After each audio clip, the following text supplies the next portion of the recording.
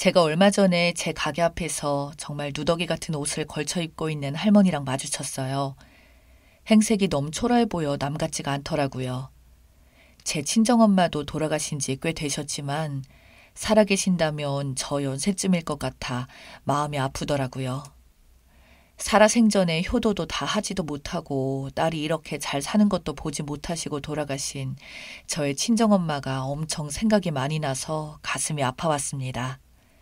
그래도 아직은 제게 친정아버지가 건강하게 살아계시니까 참 다행인 일이었어요. 친정엄마에게 다 하지 못한 효도를 제 친정아버지에게 해야겠다고 또 다짐을 해보면서 불쌍해 보이는 그 남루한 행색의 할머니에게 다가갔어요. 아직은 이른 시간이라서 가게 오픈을 안 했지만 따뜻한 식사 한 끼라도 대접하고 싶어서였죠. 친정엄마라 생각하고 그렇게 하고 싶었어요. 그래서 제가 다가가려고 하자 이상하게도 주춤주춤 거리면서 뒷걸음질을 치더니 황급히 고개를 숙이고 36개 주랭량을 치는 겁니다. 참 이상한 생각이 들더군요. 내가 마치 저승사자라도 되는 양 놀라서 가시는데 제가 할머니 잠깐만요 라고 불러도 그냥 가버리시더라고요. 분명히 차에서 내리면서 계속 나를 쳐다보고 있는 것 같아서 저도 쳐다봤는데 저는 이상하다 생각을 했죠. 직원들의 말을 들어보니 가끔씩 가게 주변에서 폐지를 주우러 오신다고 하더라고요. 마음이 짠하더군요. 저 나이에 폐지를 주우러 다니셔야 하는지 참 불쌍하다는 생각이 들었습니다. 그래서 직원에게 폐지가 나오거든 잘 정리를 해서 가져가실 수 있게 비에 맞지 않도록 바깥에 잘 두라고 했습니다. 우리네 사회가 젊어서는 저렇게 고생해서 자식들 키우고 힘들게 경제 발전을 이룬 토대를 만들어주신 저런 어르신들이 잘 사실 수 있도록 시스템이 되어야 하는 게 아닌가 하는 생각이 들었어요. 왠지 계속 그 할머니가 눈에서 잊혀지지가 않더군요. 왜 내가 다가가려고 하자 놀라서 도망치듯이 주랭량을 쳤는지, 그리고 할머니가 나를 쳐다보는 모습이 꼭 나를 아는 듯한 눈빛이라서 한동안 그 인상적인 모습이 신경이 쓰였었죠. 그런데 그 이유를 알게 되었습니다. 우연하게 창밖을 내다보다가 그 할머니가 싸놓은 폐지를 챙기고 있는 모습을 봤어요. 누가 보지 않나 하고 주변을 두리번거리면서 폐지를 주워 담고 계시는데 그 모습이 참 안쓰럽더라고요. 그러다 얼굴을 보았습니다. 저는 깜짝 놀랐어요. 왜 그 할머니가 나와 눈이 마주치자마자 도망갔는지 그때서야 알게 되었어요. 세상에 이런 일이 어쩌다가 또 이렇게 마주치게 되는 것인지, 그동안 어떤 일이 있었길래 저렇게 되셨는지 여러 가지의 생각이 들었습니다. 그렇게 미워서 죽고 못 살던 시어머니가 폐지 줍는 할머니가 되어서 나타나다니. 그 옛날에 그토록 시어머니가 원망스러워서 마음속으로 저주도 퍼붓고 했었는데 참 그렇더라고요. 저 폐지 줍던 할머니는 전 남편의 어머니였습니다. 그렇게 내 앞에서 기고만장하고 하시고 싶은 말씀 서슴지 않고 했던 분이 맞나 싶을 정도로 어깨가 축 처져 있고 기가 다 꺾인 듯 틀림없는 할머니가 되어 있는 게 믿기지가 않았어요. 전 남편과 저는 친정엄마가 살아생전 시장 구석 한 모퉁이에서 조그만 국밥집을 하고 있을 때 만났어요. 우연히 저녁 식사 때 친구들과 함께 시장에 과 모임을 하면서 국밥을 사러 왔다가 들렸었던 것인데 제가 그때 서빙을 했었죠. 전 남편의 친구들 중 한 명이 우연히 저를 알아보게 되어서 같은 교양 과목을 들었기에 오며 가며 제 얼굴을 본 거였죠. 그렇게 해서 같은 대학에 다니는 동문인 것을 알게 되었고 그런 인연으로 서로 통성명을 했고 저희 친정엄마도 딸과 같은 학교 학생이라고 하니 서비스로 수육도 내주면서 그대로 그 친구들과 친해지는 계기가 되었어요. 친정엄마가 운영하는 국밥집에 매상 올려주겠다며 다른 과 친구들에게도 소문을 내서 제가 다니던 학교 학생들의 발길이 끊이지 않았었죠. 저희 엄마는 딸의 친구들이라고 생각해서 더 푸짐히 고기를 내줬고 따뜻하게 자식처럼 대해줬거든요. 그렇게 자주 오던 학생 중에 전 남편이 있었어요. 바쁜 날엔 일부러 찾아와서 서빙도 도와주고 청소도 도와주고 그렇게 식당 일 도와주면서 그렇게 친하게 지냈습니다. 전 남편은 저희 친정엄마에게 친아들처럼 살갑게 굴었어요. 그런 남자가 저는 마음에 쏙 들었죠. 그렇게 해서 졸업을 한 후에 서로 취업을 했을 때는 결혼을 약속했어요. 하지만 시어머니가 결혼을 반대했었죠. 이유는 국밥 장사하는 집 딸이라서 싫다고 하셨어요. 옛날로 치자면 주막집에 주모 딸이랑 하는 것이라며 서슴지 않고 하셨습니다. 지금 세상에 그런 말을 하면 누가 이해를 할까요? 아무래도 제가 못 사는 집안의 딸이라서 싫어서 아무 말이나 싸질렀던 것 같아요. 그 때문에 전남편과 시어머니 사이가 매우 좋지 않게 되었습니다.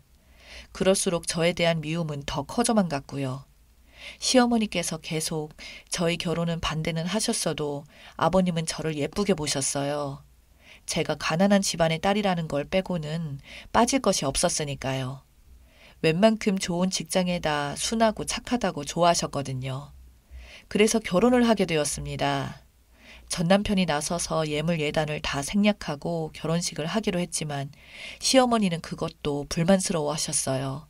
하나부터 열까지 다 제가 마음에 드는 구석이 없다면서 노래를 부르시곤 했죠. 그럴 때마다 항상 비교를 하시는 것이 형님과 아주머니였고 아주버니는 남편보다 공부도 더 잘한 것도 없었고 대학도 남편보다도 못한 곳을 졸업을 했어도 부잣집의 딸과 결혼해서 아주 잘 나간다고 하시면서 저 때문에 자기 둘째 아들 인생을 망쳤다고 했습니다. 아주버니보다도 더 좋은 집안과 결혼을 시킬 수도 있었는데 제가 그 길을 가로막았다고요.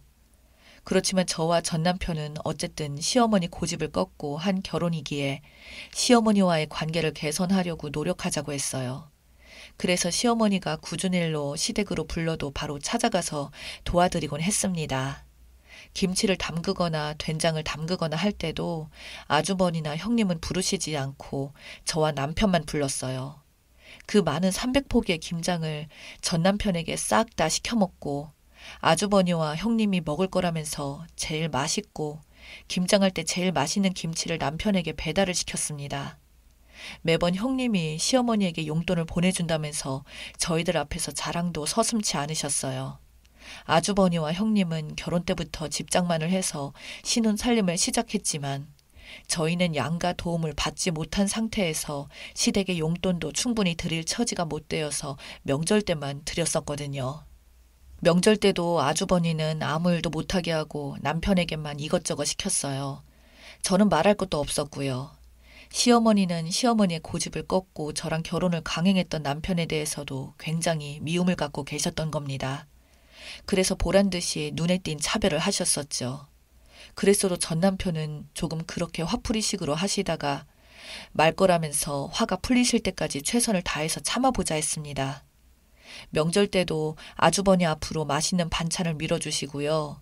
이거 먹어라 저거 먹어라 하시면서 남편에겐 한마디 말씀하시지 않으시더라고요.